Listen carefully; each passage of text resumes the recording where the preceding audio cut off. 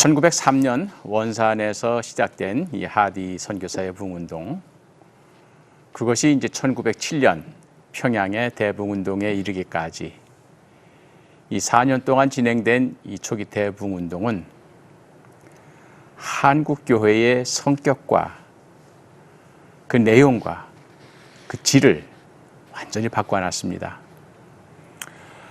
그것은 기독교라고 하는 종교가 처음에 선교사님들이 가지고 우리나라에 들어와서 소개할 때 저건 서양인들에게만 맞는, 서양 사람들한테 적합한 종교이지 우리 동양인들에게, 우리 한국 사람들에게는 잘 어울리지 않는다. 그렇기 때문에 기독교를 통해서 우리가 문명 개화하고 또 서구의 문화, 좋은 점만 받아들이면 되지 굳이 서양 사람들의 종교까지 우리가 받아들일 필요는 없다. 이런 생각을 했었죠. 그런데 이제 원산 하디 선교사님이 회개의 눈물을 흘리면서, 그러면서 그때 한국교회 지도자들이 똑같이 회개의 체험을 하게 되었습니다. 결국 회개와 거듭남, 그리고 성화와 성결, 이러한 거듭남의 체험과 윤리적 갱신의 체험을 한 한국 기독교인들은 기독교가 다른 종교와 그 전에 있었던 동양의 전통적인 종교와 무엇이 다른가 하는 것을 정확하게 깨달았습니다.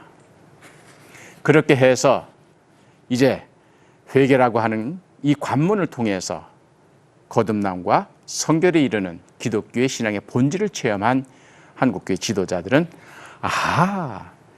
이래서 기독교가 다른 종교와 구별이 되는구나. 이래서 기독교가 다른 종교가 갖지 못한 인간의 사회를 변혁시키는, 그리고 개인적인 삶을 변화시키는 능력이 있구나 하는 것을 깨닫게 되는 것이죠. 그래서 기존의 종교인 유교나 불교나 도교나 무교가 하지 못했던 개인의 삶의 변화뿐만 아니라 가정과 사회의 변화까지도 이 기독교를 통해서 할 수 있다고 하는 자신감을 얻게 되는 것입니다. 기독교의 본질을 알게 되었다고 표현할 수가 있죠. 결국 이것이 한국 기독교인들로 하여금 비로소 기독교라는 종교가 어떤 종교인지를 본질적으로 알고 그걸 체험함으로 이제 참된 쌀교인이 아니라 참교인이 되는 그런 사건이 초기 대부흥운동 기간 동안에 일어났던 것입니다. 이러한 부흥운동을 통해서 한국교회의 체질이 바뀐 것을 발견한, 또 지켜보는 선교사들 또한 굉장히 감동적이었습니다. 무어 선교사의 고백대로 사실 부흥운동이 일어나기까지 선교사님들은 한국인들에 대해서, 한국 교인들에 대해서 어느 부분 어떤 좀 편견과 선입견을 가지고 있었습니다. 한국의 선교 시작한 지 20년이 됐습니다마는 미국에서, 서구에서 일어났던 그런 진솔한 회개와 부흥운동이 한국인들한테는 잘 맞지 않는다. 그렇기 때문에 그걸 전제로 해서 한국에서 선교 활동을 해야 된다. 이것이 대체적인 선교사들의 의식이었습니다마는 원산에서 평양에 이르는 초기 대부흥운동을 거치게 되면서 이제는 선교사님들이 그런 한국인들에 대한, 한국 교인들에게 갖고 있었던 편견과 선입견을 깨게 됩니다. 그렇게 해서 오히려 무디의 부흥운동이나 조나단 에드워드의 영적 각성운동에서 일어났던 똑같은 회개와 중생과 성화의 경험들이 한국 교인들한테서 일어나는 것을 발견하고, 오히려 어떤 면에서는 미국 교인들이나 서구 기독교인들이 체험한 것 이상의 깊이 있는 신앙 체험과 헌신적인 삶의 모습을 발견하게 될 때 동서양이 서로 다르다고 하는 이런 편견을 그들은 깨치게 되는 것이죠. 그래서 어떤 의미에서 초기 대부흥운동을 겪으면서 선교사님들은 한국, 그리고 한국 교회를 진실하게 이해하고 또 사랑하고 또 협력하는, 그래서 그 전까지는 어느 정도 담이 있고 벽이 있고 거리가 있었다고 하면은 이 부흥운동을 통해서 선교사님과 한국 교회 사이에는 그 간격이 좁혀지고 그 벽이 무너지는 그런 경험을 하게 된 것이죠. 그리스도의 복음 안에서 하나 되는 경험을 했다고 표현할 수가 있겠습니다. 자, 그런데 문제는 이러한 부흥운동이 계속 진행되지 않는다는 얘기죠. 아마 여러분 교회에서도 부흥 집회, 사경회를 하게 되면은 그 뜨거운 성령의 체험들, 은혜 받은 그 경험들이 얼마 가세요? 석 달? 3주? 글쎄 요즘 뭐 3일 지나면은 거의 그 감격, 그 열정, 그것이 소멸되는 그것을 우리가 느끼게 됩니다. 1903년에서 1907년에 일어났던 이 대붕운동의 열기가 계속해서 1908년, 1909년, 1910년 유지되고 계속 지속이 될 것으로 그렇게 선교사님들은 생각을 했지만 그러지는 않는 거예요.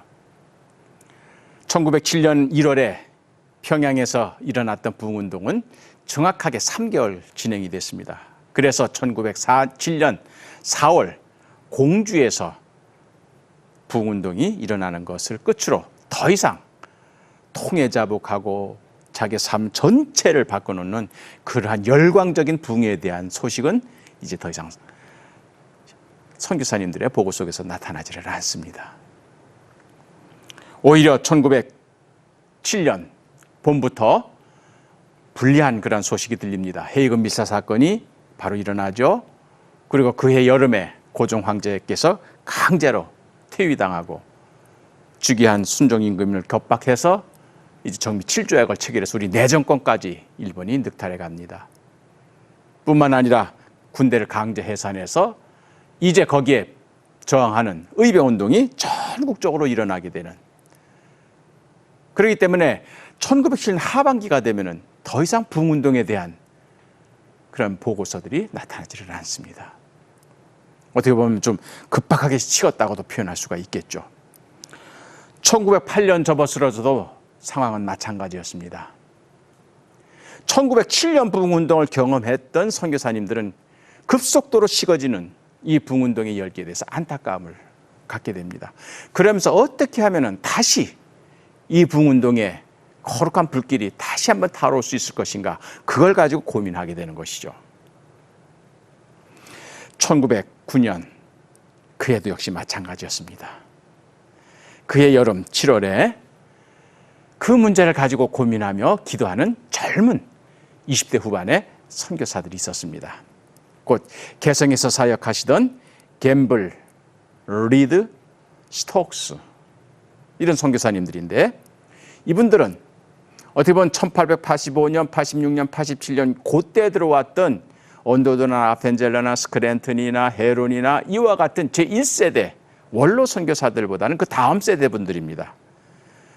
그래서 이분들은 이제 선배들이 닦아놓은 한국 선교의 기반 위에서 이제 20대 후반 신학교를 졸업하자마자 이제 들어와서 오는 즉시 경험한 것이 평양 대붕운동이었습니다. 그렇기 때문에 이 젊은 선교사들은 평양 대붕운동을 목격하면서 굉장히